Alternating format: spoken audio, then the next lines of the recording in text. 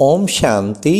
सुनते हैं 16 जुलाई 72 के अव्यक्त बाप दादा के मधुर महावाक्य। आज की अव्यक्त मुरली का टाइटल है स्वच्छ और आत्मिक बल वाली आत्मा ही आकर्षण मूर्त है। आज की अव्यक्त वाणी में प्यारे बाप दादा ने बताया नामी ग्रामी एक्टर्स, उनकी मुख्य 3 कौन सी बातें होती हैं लौकिक में व अलौकिक में। और दूसरा बाबा ने कहा कि बच्चे कौन सी आत्मा सर्व को अपनी तरफ आकर्षित करती है। और तीसरा बाबा ने बताया किन किन बातों में हमें एक्यूरेट होना चाहिए। और चौथा बाबा ने बताया कि बच्चे बाप को कौन से बच्चे प्रिय लगते और उन्हें क्या सबूत देना होता है। तो सुनते हैं प्यारे बाप दादा के महावाक्य। अपने को इस श्रेष्ठ ड्रामा के अंदर हीरो एक्टर और मुख्य एक्टर समझते हो। मुख्य एक्टर्स के तरफ सभी का अटेंशन होता है, तो हर सेकंड की एक्ट अपने को मुख्य एक्टर समझते हुए बजाते हो। जो नामी ग्रामी एक्टर्स होते हैं उनमें मुख्य 3 बातें होती हैं। वह कौन सी? एक तो वह एक्टिव होगा और दूसरा एक्यूरेट होगा और तीसरा अट्रैक्टिव होगा। एक्टिव, एक्यूरेट और अट्रैक्टिव। देखो तीनों ही ए से शुरू होते हैं। याद रखने का बाबा कितने शब्द मिला के जो सहज याद रह सके। बाबा ने कहा एक एक्टिव, एक एक्यूरेट और एक अट्रैक्टिव। कितने सुंदर शब्द बाबा ने दिए। ये 3 बातें नामी ग्रामी एक्टर्स की मुख्य हैं। अब सुनो, एक एक की डिटेल भी बाबा सुनाएंगे। ये तीनों बातें नामी ग्रामी एक्टर्स में अवश्य होती हैं। तो ऐसे अपने को नामी ग्रामी व मुख्य एक्टर समझते हो। अट्रैक्ट किस बात पर करेंगे? अब सुनिए, पहले अट्रैक्टिव बाबा ने लिया। अट्रैक्ट किस बात पर करेंगे? हर कर्म में, हर चलन में रूहानियत की अट्रैक्शन हो। जैसे कोई शरीर में सुंदर होता है तो वह भी अट्रैक्शन करते हैं, वह भी अट्रैक्शन करते हैं ना अपने तरफ। ऐसे ही जो आत्मा स्वच्छ है, आत्मिक बल वाली है, वह भी अपने तरफ आकर्षित करती है। जैसे आत्मा ज्ञानी महात्माएं, आत्मज्ञानी महात्माएं आदि भी द्वापर आदि में अपने सतो प्रधान स्थिति वाले थे, तो उन्होंने भी रूहानी आकर्षण तो था ना, जो अपने तरफ आकर्षित करके औरों को भी इस दुनिया से अल्प काल के लिए वैराग्य तो दिला देते थे ना। जब उल्टे ज्ञान वालों में भी इतनी अट्रैक्शन थी, तो जो यथार्थ और श्रेष्ठ ज्ञान स्वरूप हैं उनमें भी रूहानी आकर्षण व अट्रैक्शन रहेगी ना। शारीरिक ब्यूटी नजदीक व सामने आने से आकर्षण करेगी, लेकिन रूहानी आकर्षण दूर बैठे भी किसी आत्मा को अपनी तरफ आकर्षित कर देती है। दूर बैठे भी लाइट और माइट आपकी दूर दूर तक पहुंचेगी। इतनी अट्रैक्शन अर्थात रूहानियत अपने आप में अनुभव करते हो, ऐसा अनुभव करो जैसे मुझ आत्मा का प्रकाश चारों ओर विश्व भर में पहुंच रहा है। ये अट्रैक्शन। ऐसे ही फिर, अब दूसरा शब्द लो, ऐसे ही फिर एक्यूरेट भी हो। एक्यूरेट किसमें? बड़े ध्यान से सुनना, बहुत इंपॉर्टेंट पॉइंट है।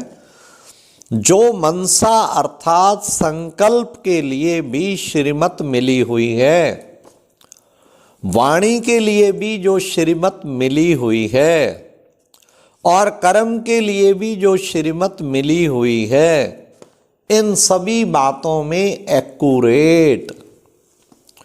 मनसा भी अनएक्यूरेट ना हो।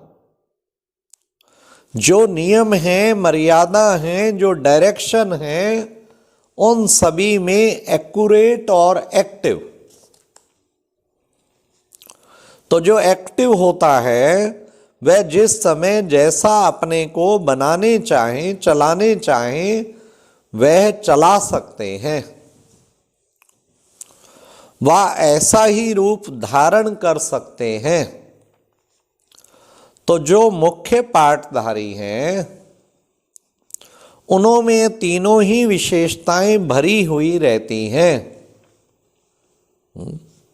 कितना सुंदर एक्यूरेट का बाबा ने अर्थ बताया। हाँ, जो श्रीमत मिली हुई है संकल्प के लिए, वचन के लिए, कर्म के लिए, और जो नियम मर्यादाएं हैं, उन सब में एक्यूरेट बनना है और एक्टिव भी बनना है। तो बाबा ने जो एक्टिव, फिर भी एक्टिव का और सुनिए डिटेल। जो एक्टिव होता है वह जिस समय जैसा अपने को बनाना चाहे, चलाना चाहे, वह चला सकते हैं। वह ऐसा ही रूप धारण कर सकते हैं। तो जो मुख्य पाठधारी है, उनमें तीनों ही विशेषताएं भरी हुई रहती हैं। इसमें ही देखना है कि इनमें से कौन सी विशेषता किस परसेंटेज में कम है। स्टेज के साथ साथ परसेंटेज को भी देखना है।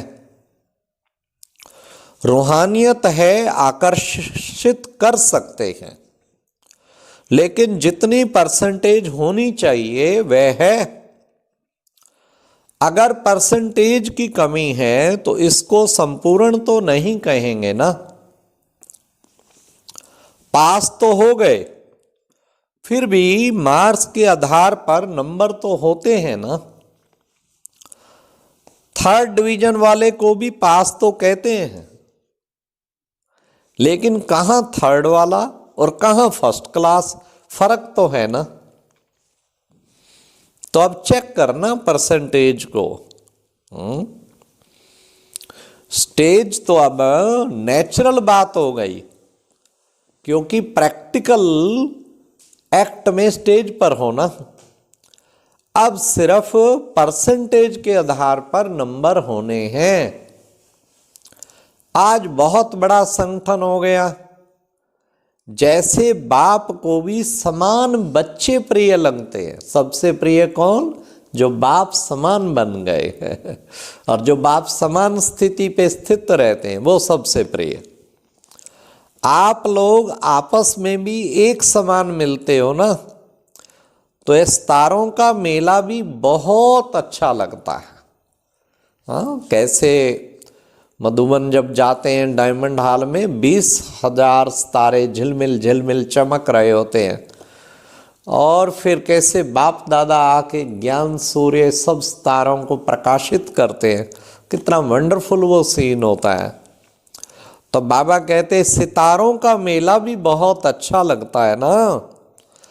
संगम युगी मेला तो है ही, लेकिन उस मेले में भी यह मेला है। एक है रोज की रूटीन वाला मेला, लेकिन मेले में भी ये मेला बाबा कहते। मेले के अंदर जो विशेष मेला लगता है वह फिर ज्यादा प्रिय लगता है। बड़े बड़े मेलों के अंदर भी फिर एक विशेष स्थान बनाते हैं जहां सभी का मिलन होता है। संगम युग बेहद का मेला तो है ही, लेकिन उसके अंदर भी यह स्थूल विशेष स्थान है। कौन सा? मधुबन। एक स्थान बनाया हुआ है इस मेले में, जहाँ सब मिलते हैं, जहाँ समान आत्माएं आपस में मिलती हैं। हर एक को अपने समान व समीप आत्माओं से मिलना जुलना अच्छा लगता है। विशेष आत्माओं से मेला बनाने लिए स्वयं को भी विशेष बनना पड़े। कोई विशेष हो कोई साधारण हो, वह कोई मेला नहीं कहा जाता। बाप के समान दिव्य धारणाओं की विशेषता धारण करनी है। बाप से जो पालना ली है इसका सबूत देना है। बाप ने पालना किस लिए की? विशेषताएं भरने के लिए। लक्ष्य हो और लक्षण ना आवे तो इसको क्या कहा जाए? ज्यादा समझदार। एक होते हैं समझदार और दूसरे होते हैं बेहद के समझदार। बेहद में कोई लिमिट नहीं होती है। हाँ, इसलिए ऐसा जो लक्ष्य हुए लक्षण ना आवे, ऐसा ज्यादा समझदार नहीं बनना है, लक्षण होने ही चाहिए। अच्छा, ओम शांति। तो ये थे आज के बाप दादा के महावाक्य। नामी ग्रामी एक्टर बनना है, हम सब तो हीरो एक्टर है ना। 3 बातें, हाँ, एक्टिव और एक्यूरेट और अट्रैक्टिव। कितना सुंदर बाबा ने बताया।